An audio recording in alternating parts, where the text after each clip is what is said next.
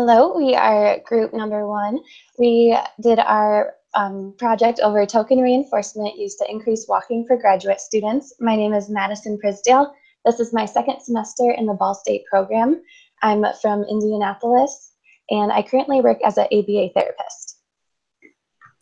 My name is Lois Balsey. I am in RBT, working at an ABA clinic that provides inpatient and outpatient services to clients with autism, and I am in my third semester at Ball State. I am from West Palm Beach, Florida, but I live in Jacksonville, Florida. All right, my name is Katie Brown, and this is my second semester at Ball State. I am a teacher in a self-contained setting, and I live in Maryland, and I teach in Washington, D.C. Hi, I'm Angela, and this is my second semester at Ball State University, and I'm a waiver support coordinator, so I case manage individuals that are on the spectrum or have an intellectual disability, and they are enrolled in the Florida Medicaid waiver program, and I'm outside of Tampa, Florida. Okay, and I'm Corey. I live in Michigan. I'm an RBT, have been for about 2 years now, and this is my third semester here at Ball State. And then Madison, as soon as you're ready with the screen share, you can go ahead and talk about the overview. All right. So first, we're going to go over the overview. So the Krentz, Miltenberger, and Valbuena article conducted a study that was aimed to determine whether delivering a token reinforcement system would increase the distance walked by 5 adults who had intellectual disabilities. Participants were able to earn tokens for the number of laps walked, and then they were able to exchange those tokens to earn access to preferred items reinforcers. So there were 5 participants who walked 50-meter laps to earn tokens, and then exchange these tokens for the reinforcers. And these reinforcers were determined through preference assessments. The token reinforcement intervention resulted in an increase in laps from baseline for 4 out of 5 participants. All right, and for our literature review, the first study that I'm going to review was conducted by Cornier, Estabrooks, and Nigg in 1977.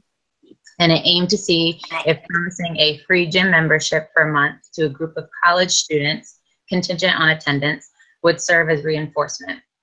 This study took 300 college students and placed them into 3 groups: the control group, the placebo group, and the reinforcement group. While the control group received no intervention, the placebo group received a letter in the mail that highlighted the different activities at the fitness facility, and the reinforcement group received the same exact letter with an additional piece, and that was notifying them of a special offer of a month's free membership if they attended the gym a minimum of 12 times for the month of May. Baseline levels were recorded for the month of April, and the intervention lasted for the entire month. So the control and placebo groups showed no major changes in attendance from baseline to intervention phases. But the results indicated that there was a significant increase in the attendance for the reinforcement group from baseline to the intervention conditions. For the second study, it was conducted by Washington, Vanna, and Gibson in 2014, and they aimed to see if they could increase the physical activity levels of healthy college students by providing a prize-based reinforcement contingent on daily distance walked. So 11 students wore Fitbits for 3 weeks. Week 1 was the initial baseline, and students were allowed access to prize drawings for simply wearing their Fitbit and for walking a minimum of at least 2 steps a day. Week 2 was intervention week, and students were assigned a specific criterion, and they had to meet that criterion of steps walked in order to gain access to reinforcement. And then the third and final week was just a return to baseline. And at the end, 4 out of the 11 students increased their daily step count post-intervention. For the third study, it was conducted by Curdy and Dallery in 2013, and they wanted to know if using goal setting through an internet-based contingency management intervention that would increase physical activity. So they attempted to increase the daily step count in one group of sedentary adults by providing a monetary reward contingent on meeting the daily step count. So during experiment 1, 6 participants ages 50 to 71 received monetary rewards contingent on meeting the increasing step goal for a minimum of 3 out of 5 days of the week, Monday to Friday. To assess if self-monitoring or experimenter feedback had any effect whatsoever on the data from experiment 1, a second experiment was held with new participants to test the effects of other confounding variables. So during experiment 2, 6 adults ages 60 to 67 received the exact same intervention as the first group without the monetary rewards. So during experiment 1, all 6 participants increased their daily step count from baseline levels. During experiment 2, 5 out of 6 participants increased their daily step count without receiving a monetary reward. So while both experiments proved to show an increase in step count using a contingency management intervention, experiment 1 participants met a higher percentage of goals than the second experiment did. So after reviewing the different literature regarding reinforcement and increasing physical activity in different age groups, my group wanted to see if the effect of a token reinforcement intervention would have, what effect that would have on an intervention of physical activity of online college students. So the purpose of our research was to assess the effectiveness of token reinforcement for increasing distance walked for adults enrolled in an online program at Ball State University. All right, so the method for our replication project are as follows. The participants of this study included 5 women ages 22 to 41 years old. Madison, 22 years old, full-time student, non-smoker, works 40 hours a week. Myself, 25 years old, full-time student, non-smoker, works 40 hours a week. Katie, 26 years old, part-time student, non-smoker, works 50 hours per week. 7 years old, full-time student, non-smoker, works 40 to 50 hours per week. And Angela, 41 years old, full-time student, non-smoker, and works 40 hours per week.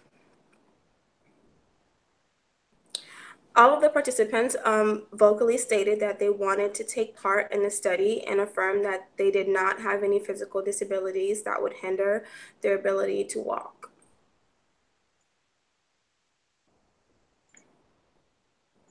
The setting for our project consisted of the study was conducted at each participant's location of choice. The chosen methods among the group included walking outside and or utilizing an indoor gym with a treadmill. Katie and Angela walked outside, Corey and I utilized a treadmill, and Madison used a combination of both. The materials for our study included the GroupMe app, which was used to send the SD who wants to walk today, and screenshots of distance walked. Map My Walk app and the treadmill were used to conduct the walking. The Google Hangout as a central means of communication and sharing of the IOA data. And Google Docs was used as a weekly lab tracker and other documents where we posted all of our data, and smartphone for internet and the data usage. So this shows an example. This slide right here just shows an example of the GroupMe app. For example, one of them says, "I did not walk today," which would be where we state whether or not we walked that day when the SD was sent. And it shows an example of a participant walking on the treadmill, and the picture next to it shows an example of a different participant who chose to use the Map My Walk app to walk, and it shows the duration and the distance walked.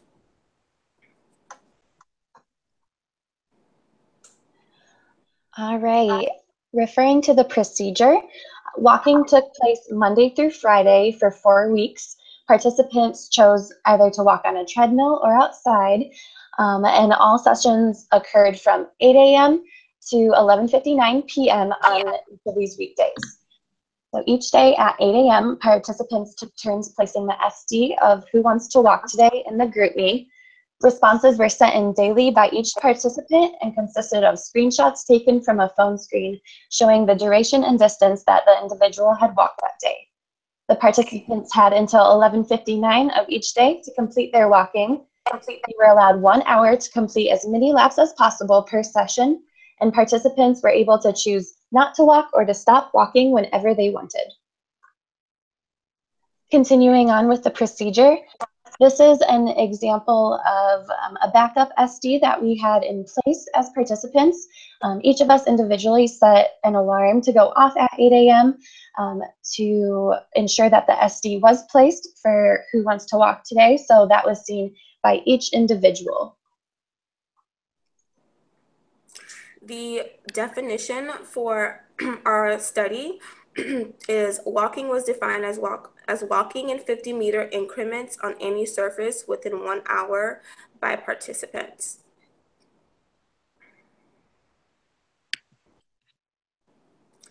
The data collection, the responses were recorded via Google Docs in a lap tracker chart. Participants updated their lap trackers chart weekly as all participants sent in their daily picture of the distance walked for that day or stated that they did not walk.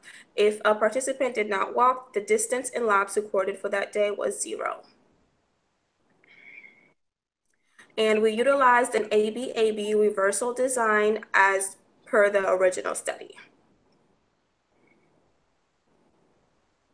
So the baseline and treatment phases are as follows. During the baseline phase, participants receive the SD who wants to walk today at 8 a.m. Monday through Friday, and the participants who chose to walk submitted screenshots of their data from the day in the GroupMe application.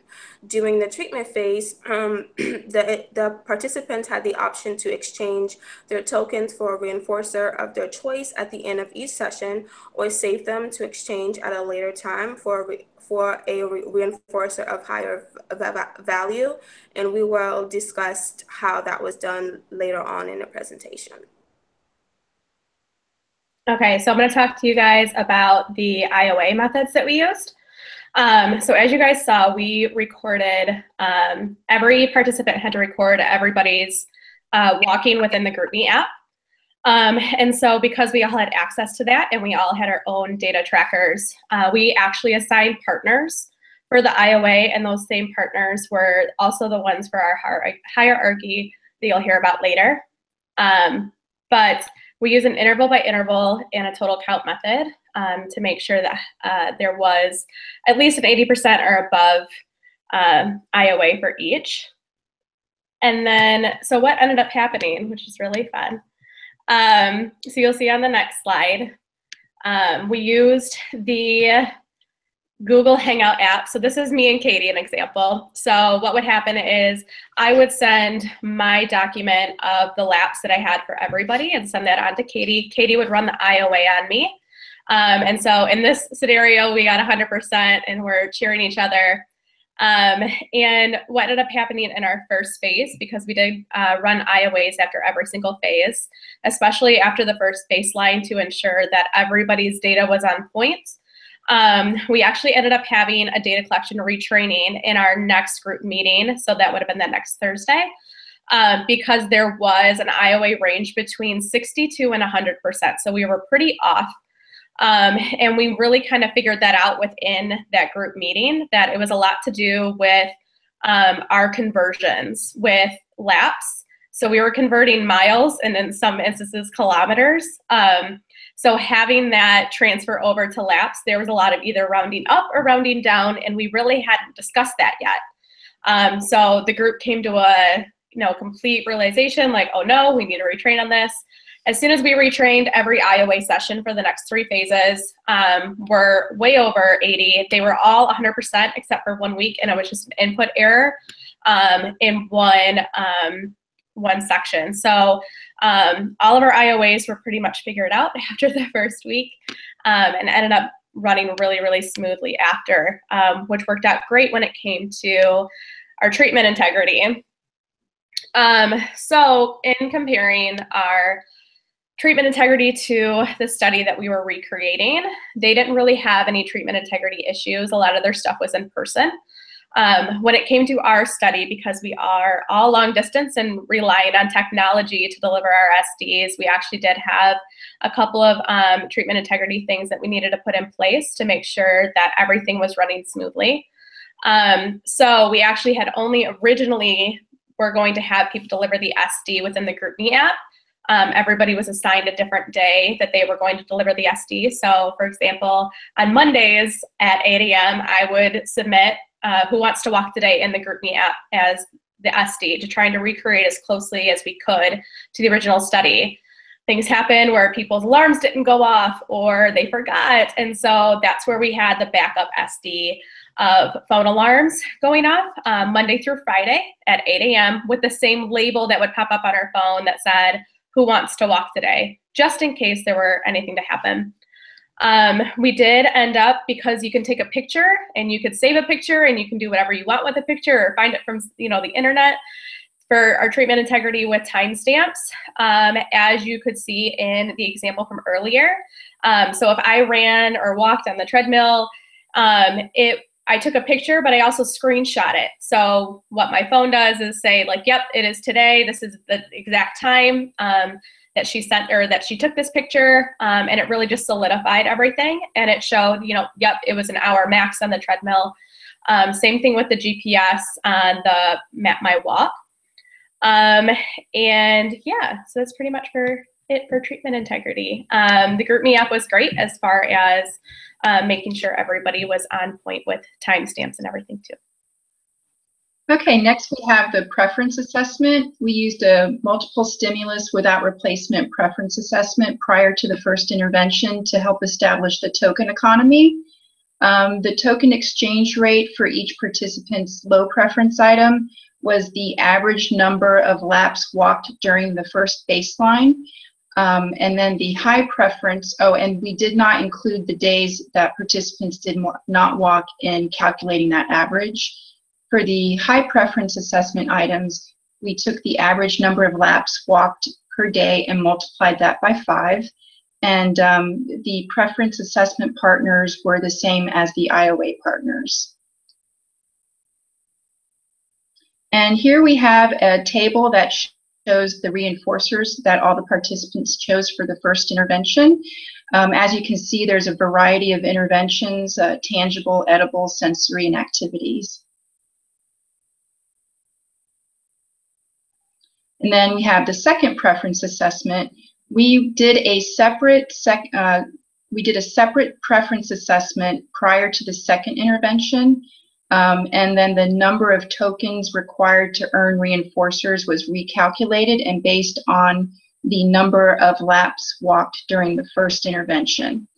The number of tokens needed for the low preference items was the average number of laps walked during the first intervention. And then for the high preference items, it was the average number of laps walked multiplied by 5. And here we have table 2, which shows the reinforcers that we used for the second intervention. And as you can see, there's a big variety of the reinforcers that we used, still tangible, edible, sensory, and activities.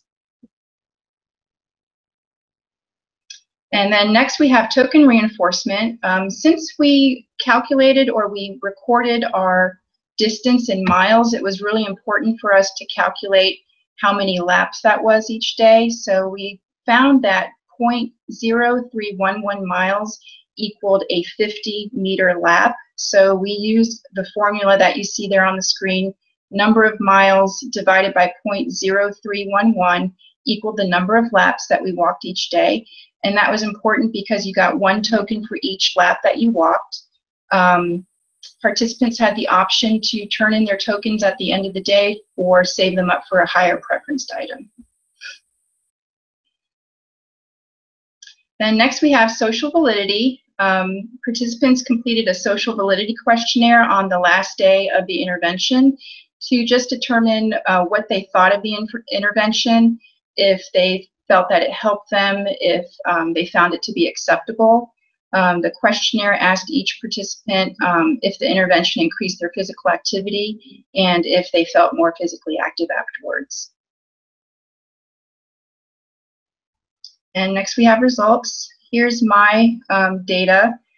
So for the first baseline, first baseline data point, I had 0 laps. But that was actually due to an error because I used the Map My Walk app. And even though I walked 25 minutes that day, it said that I only did a distance of 0.09 laps, or miles, which I knew was incorrect. So since I didn't know the number of laps that I walked, I just recorded it as 0. So the baseline average was 10 laps, and then I had a range of 0 to 35. The first intervention phase, I did a lot better with an average of 55.8 laps, a range of 47 to 61 laps. The second baseline, I really decreased the number of laps that I walked each day. The average was only 8.2 with a range of 0 to 15. And then the last intervention was all over the place, unfortunately. I started at 0 and ended at 0 with an average of 30.6 and a range of 0 to 55. All right, my results are next.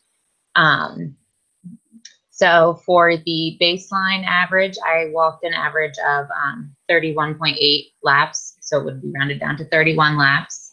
For the first token reinforcements section, I had increased my laps walked, and my new average was 95 laps. My second baseline, my levels of walking decreased very much.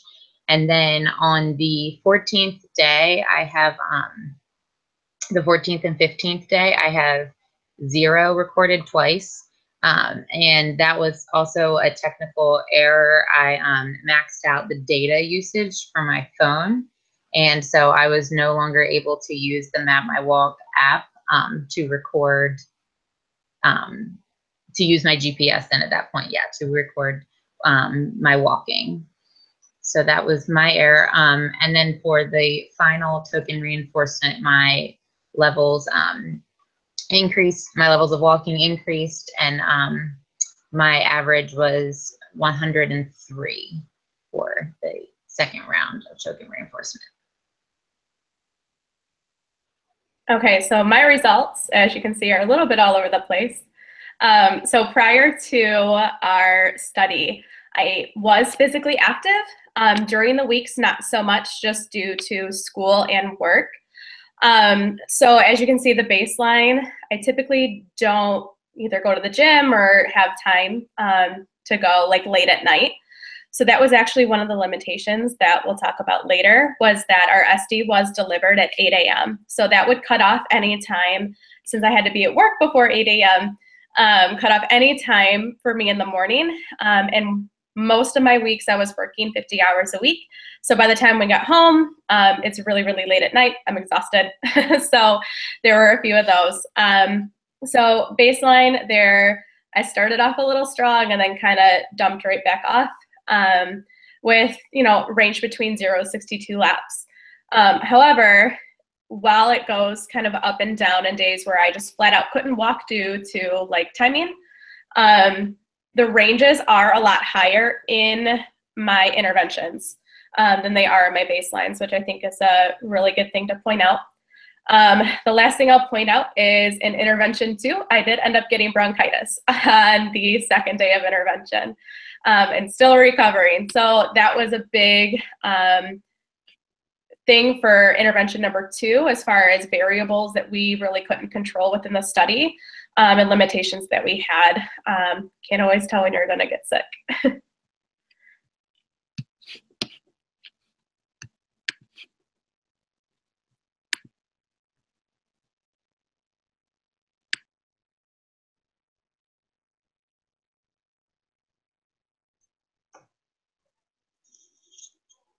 You're on mute.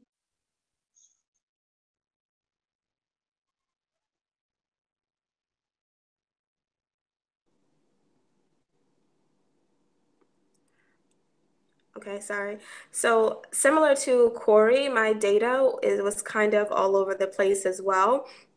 I started off okay doing baseline, and I raised up my game by a lot more doing the first intervention stage, but looking at the data, most of my zeros were on Fridays because I worked very late on Fridays. And before this project, I probably went to the gym once in a blue moon. So, so on Fridays, I rarely ever could make it because it was so late. So my baseline average was 15.2 with a range of 0 through 27. And for the intervention stage, it was 35.2 with a range of 0 through 88. And then the second baseline, 68.8 average with a range of 0 to 59. And then the last intervention state phase, 27.2 with a range of 0.68.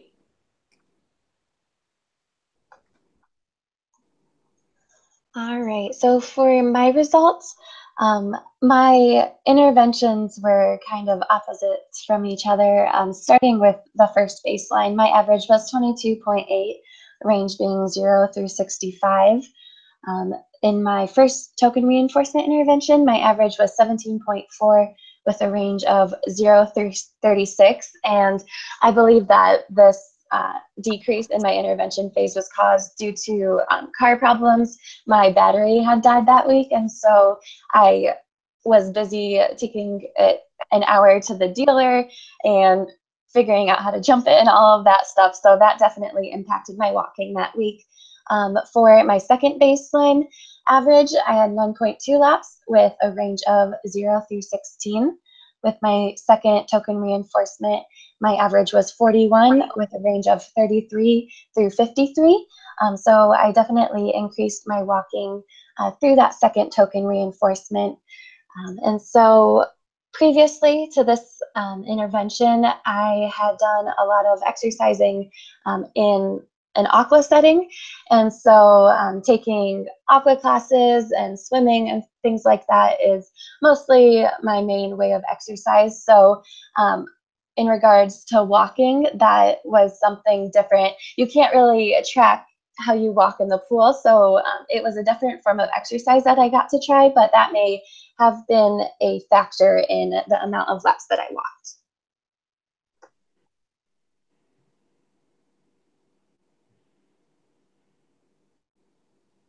Next, we have our group results. There's the graph for all of us. So the intervention was effective for only one participant, and that was Katie. Her data was pretty stable and showed an increasing trend during the intervention phases. The rest of us, including me, the data was very unstable, so it was hard to determine if the intervention was effective. It appeared that it may not be effective just because during each intervention phase, the trends were decreasing.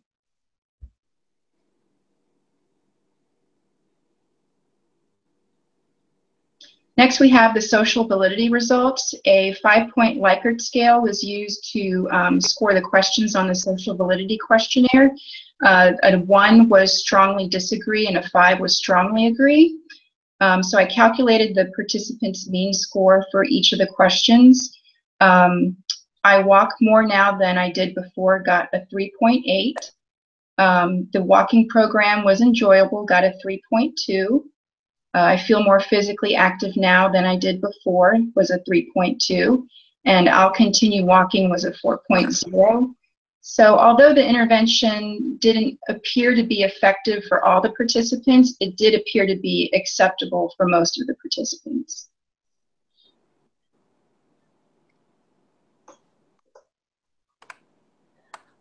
All right, so in conclusion, the token reinforcement system produced an increase in distance walked from baseline for 1 out of 5 members.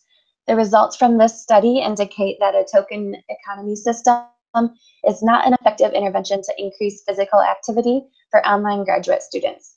These findings are not consistent with Krentz and colleagues and adjust that the generality of token reinforcers to increase physical activity are not effective for all populations. So since the data for 4 out of the 5 participants' graphs were variable, any predictions made forecasting the effect of the independent variable on the target behavior is questionable. Okay, so I'm going to talk a little bit about the limitations that we had.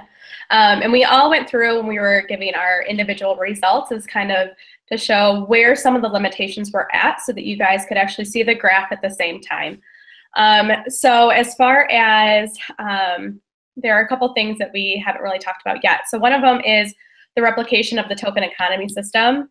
In the original study, they did not lay out any sort of way that they did that. So we actually took it upon ourselves, and thank you, Angela, for doing that, for figuring out a way to replicate the second intervention for the token economy. It was a little complicated. There was also a lack of replication for the praise component. So in the original study, they were all in person, and on the third lap, there was a verbal praise. For us as individuals who are walking either by ourselves or on the treadmill and not using outside sources, there was no real way to really replicate that for us, which could have been a limitation, as verbal praise could have maybe increased walking or increased walking times. I mentioned earlier, as far as the EST being delivered at 8 a.m., since in the study there was a different population, they didn't really lay out the time available that they had. You have 5 graduate students who don't necessarily have all the time in the world Monday through Friday, which is what we replicated from the original study. So starting at 8 a.m. could have possibly hindered those morning hours that could have been utilized. And we, like I said earlier, relied on self-monitoring instead of any feedback or verbal praise while we were walking.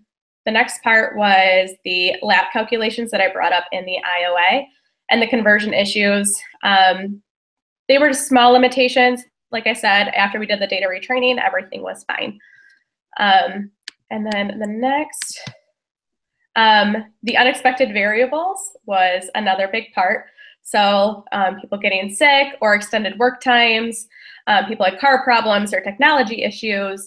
There's a variety of things that happen when you're long distance and not necessarily in person that our project had, had really kind of taken a hit on potentially in the limitations that the original study didn't have.